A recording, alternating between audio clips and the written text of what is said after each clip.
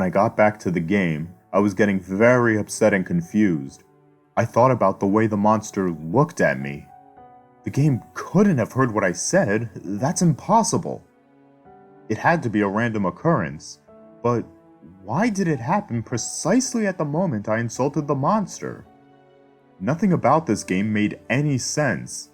The new Godzilla monsters, the weird replacement monsters, out-of-place imagery like the Green Temple's quiz levels, and the red monster chases. It didn't seem to add up in any kind of meaningful way. If it was a prank, it wasn't funny in any way I could understand, and they clearly put far too much effort into it. If they were trying to make a genuine sequel with new Godzilla monsters, then why did they add everything else? Maybe it was some kind of art experiment. Some group project made by a bunch of really talented and crazy people, and they somehow lost the cartridge. Or maybe they intended for some random person to find it?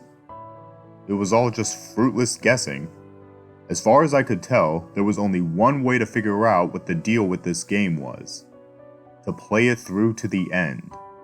Maybe, just maybe, there would be something in the credits, an explanation by the creators as to why they made this. Or it could be something much more cryptic and strange. Maybe even something horrifying. Before I got a good look at the Dementia board, I considered replaying Trance to see if the red monster would look at me again.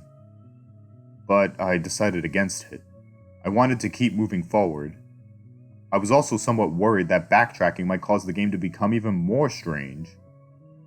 The Dementia board music sounded a lot like the Saturn music, except it was slowed down and played with a piano-sounding instrument.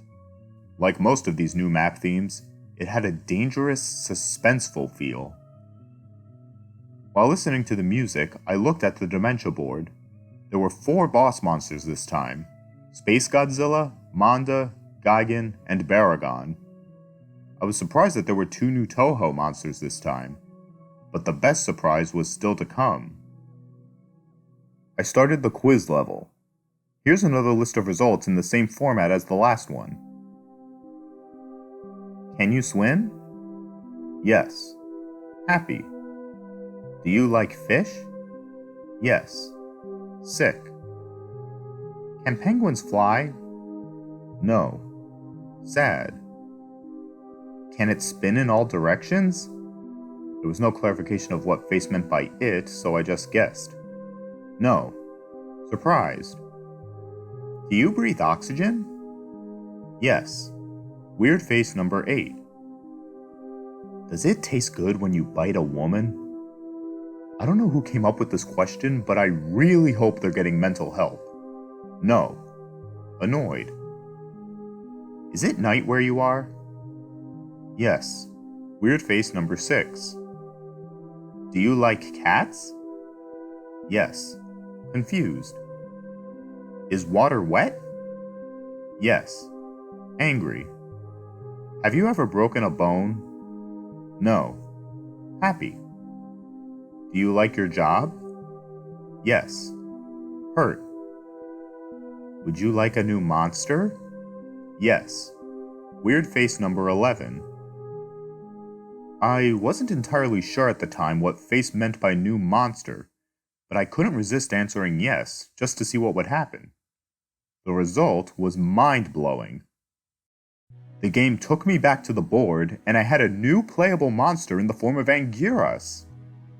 Ever since I was a kid, I always wanted to play as Anguirus, since he was my second favorite Godzilla monster, and plus I never liked Mothra all that much. I moved my new Anguirus piece over to the level right next to it, eager to test out my new monster. Before I get into the level description, I'll talk about Anguirus a bit. Using the up and down buttons, you can choose whether Anguirus stood in a bipedal stance or crawled around on all fours. It wasn't a huge difference, but being able to stand was helpful in boss fights, and crawling sometimes helped dodge obstacles and attacks. He could punch and kick like Godzilla, but didn't have a tail whip. Instead, he had something far more interesting. The ability to curl up into a spiked ball of death and roll around. You could still take damage, but it was lessened. It was a good way of clearing out the stage of enemies, but unfortunately doing this also drained the power bar.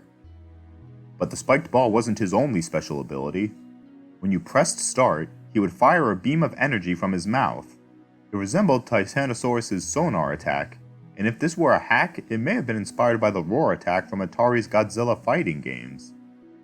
Also of note is that when playing as Anguirus, the level meter gets glitched up. Judging by the life and power bar, I'd say he's on level 10. Now, onto the level.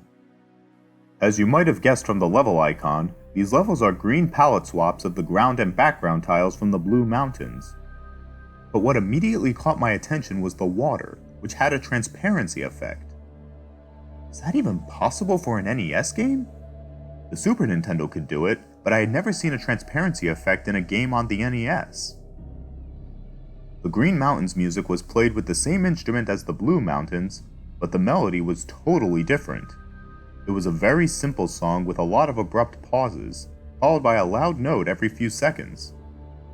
Anyway, I went through the usual strolling through the level, and again there were no monsters or anything, but pretty soon I had reached a cliff above the water. There was nowhere to go but into the water, so down I went. The water transparency made things a bit harder to see, but it was tolerable. After going underwater, I encountered two new enemies, a giant piranha and some kind of spiky bottom feeder thing. I liked the piranha because I could easily tell what it was. It was a sane enemy design that would appear in a real game, and there were very few enemies like this. They didn't take many hits to kill, but they were quite annoying, and could considerably trim down your life if they got close enough. They also tended to travel in packs. As for the bottom feeders, they were easy to deal with. They swam along the bottom of the screen towards you, and were easily crushed with the roll attack or jumped over. After I beat that level, I moved Godzilla onto the blue castle icon. I started the level and got a title screen, with the text, Unforgiving Cold. The level itself looked like a castle dungeon made of blue bricks, with rows of identical white statue faces on the walls. These statues had a permanent look of horror on their faces. There was also some flickering gray static, which didn't really obscure my vision, but it added to the very unsettling mood of these levels. The music was a 12-second loop of a low-pitched choir vocalizing that sounded very familiar to me. Whenever I played through one of these levels, I got this sudden, horrible feeling of anxiety. I had the feeling that the farther I progressed through the level, the closer I was getting to something unspeakably evil. There weren't any enemies, but these were some of the longest levels in the game. I only played one level, but it took me 7 minutes to complete. I didn't want to admit it to myself at the time, but I realized something playing the Blue Castle level. This game had the power to make the player feel certain things. I don't mean in the sense that you get irritated playing a crappy game, or get unnerved by something scary in a game. What I mean is that certain events in this game can instantly make you start feeling something. I know, that sounds completely insane. I don't blame you for not believing me. I wouldn't believe any of this either if I didn't play the game myself. But there is something very, very wrong with this game, and I still don't know how to explain it. So, then it was time to fight Baragon's replacement. Although Baragon was originally the smallest monster in the game, his replacement was the largest. It was so tall, in fact, that the ground was noticeably lowered, and Not Baragon's head still barely avoided collision with the bar at the top of the screen. And he was just as frighteningly bizarre as he was huge. You may be wondering how he attacks without arms. Well, he has the most powerful kick in the game, but his other fighting technique is much stranger. First he blasts a cloudy breath of pixels down at you, which causes you to freeze. Then he walks back to the right corner of the screen and extends a huge Gatling gun from his abdomen. That might seem amusing to you, but it certainly wasn't to me when I was playing the game. His attack is almost as annoying as Gigan's saw, and Not Baragon could have been unbeatable if he consistently used it. Thankfully, he only did it twice while I fought him. Once I unfroze, I could run up and start damaging the gun, which did extra damage to him. This helped me to destroy him, and then it was time to play the third level type. I decided that I was going to use Anguirus to fight Manda and Gigan, and then fight Space Godzilla as Godzilla. It was only fitting. Before getting into the battles, I'll describe the third level type, the Arctic. The Arctic is exactly what you'd guess from the name, an icy tundra with a few watery segments. The music reminded me a bit of Northern Hemispheres from Donkey Kong Country, in 8-bit form. A very dangerous sounding song, it made me think about being trapped in a tundra and freezing to death. There were 2 new enemies in this stage. The first was a creature frozen in a block of ice. They block your way and you have to use the heat beam to thaw them out of the ice. They look a bit like a smaller version of not Gezora, only without the eye. When freed, they do a strange crawling movement and push you backwards. It doesn't cause any damage, but it's a bit annoying. After dealing with the Iceman, I kept walking for a minute or two and came upon a water segment. I jumped in, and this time I managed to get a screen cap showing how the water splashed. I don't know how they programmed that, but it was pretty impressive. Another interesting thing is how the screen changes focus when you go underwater. Here you can see another new enemy, a little thing I call Spike Walker. They walk towards you and explode randomly, or instantly if you attack them, sending spikes in every direction. The spikes don't do much damage, but they did get me dangerously close to falling into a pit a few times. Oh, speaking of pits, down into the water, the game has a platformer element, bottomless pits. There weren't any of these in the original game since it was strictly an action game, but the pits were a neat addition. After getting back on land, I encountered a very unexpected mini-boss, Maguma, the Walrus Kaiju. I know this game had some obscure monsters to begin with, but wow. Not that I'm complaining, it's a pretty cool cameo for an unappreciated kaiju. Maguma's fighting tactics were very simple. He had a freeze beam, and he could charge into you. Not very challenging, but certainly more entertaining than the Matango mini-boss in the original game. One really interesting thing about Maguma is that he doesn't die when you defeat him. He turns tail and retreats. This was the first time I had ever seen an enemy monster change direction, let alone retreat. I tried to chase after him, but he disappeared after I got in the water. Poor bastard. And that does it for the Arctic. I'll talk about the Manda fight next.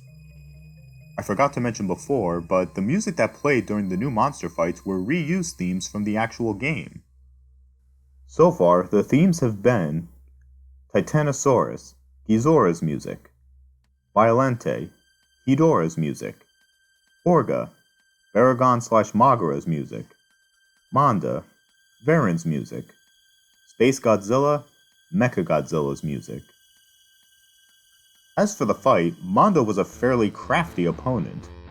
When it realized one tactic was ineffective, it would immediately change to a different one. Manda used quite a few tricks, like spitting fire, biting, and the most irritating of all, constricting. It doesn't mercilessly drain your life down like Gigan's cutter, but it was by far Manda's strongest attack. One last thing to note, that I found pretty cool, was that the Atragon showed up during the fight to help me out. Manda crushed it with ease, but it was still cool.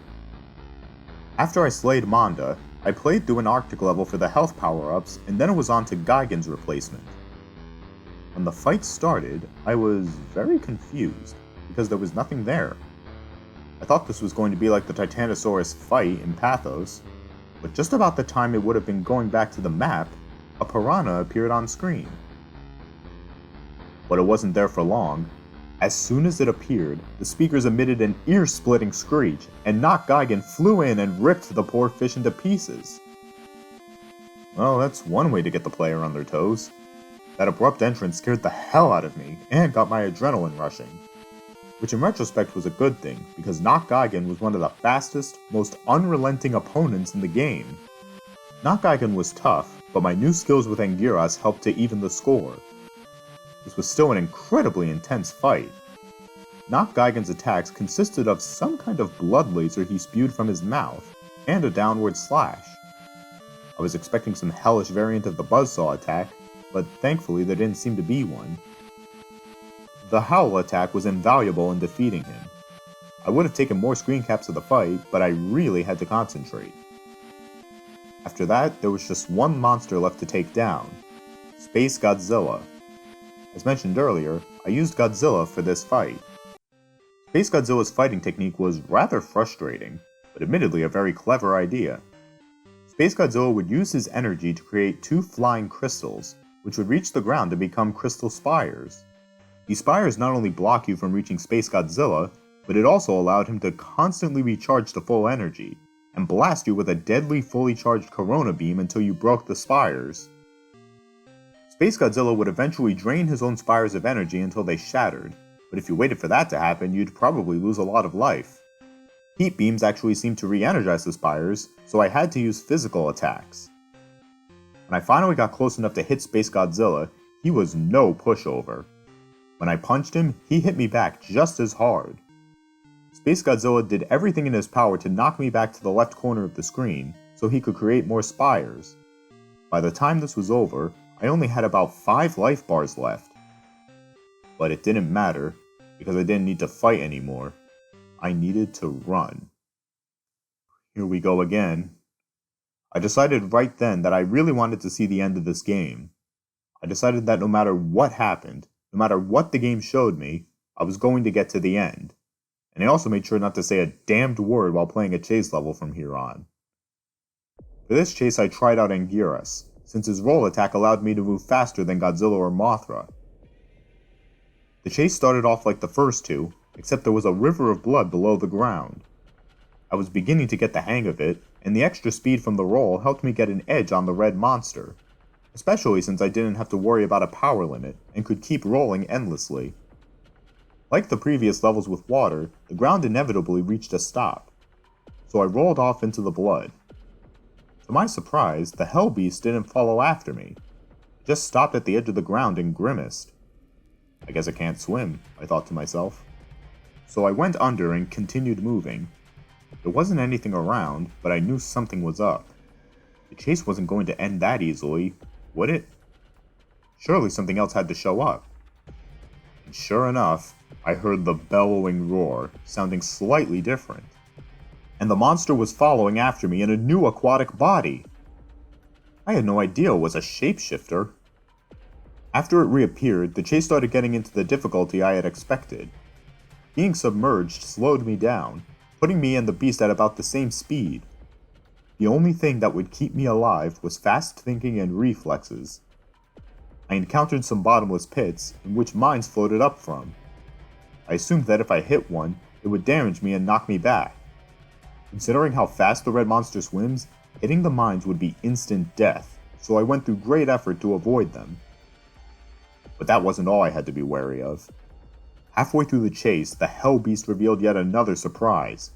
A tentacle formed of intestine and tipped with a clawed set of jaws burst from its mouth, trying to pull me in and devour me. I only barely avoided both the tentacle and the mines, but I could tell the beast was getting desperate, because the chase was nearly over. About a minute later, I had spotted a bit of ground that served as an exit. I leapt with all the might I could muster. The beast screamed with rage and jumped out of the blood river in one last attempt to drag me down, but I escaped its grasp, this time. I fell back onto my bed and took a deep breath, satisfied with yet another successful escape. Now I was headed to the 5th world, Entropy.